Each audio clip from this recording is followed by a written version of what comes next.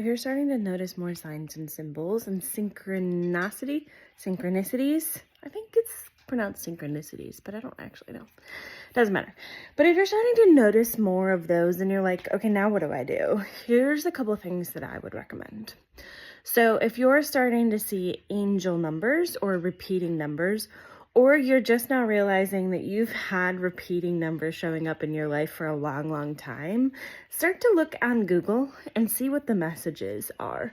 When you type in, so one of mine is 842, and 842 angel number would be what you would want to sign in and see. So that's one thing to do with numbers. If you're seeing signs, like one of mine is birds, if you're seeing a lot of birds or they're sort of congregating in funny ways that you're noticing differently, that's something you can just say thank you and acknowledge, like, thank you so much, crows. Good morning, right?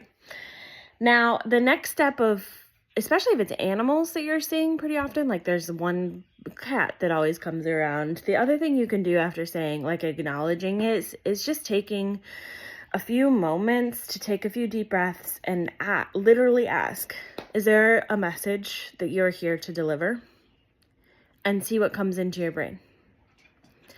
Now, if out of the blue a song lyric shows up, for instance, last week, one of my friends was kind of lamenting about having to maybe leave the place where she's living.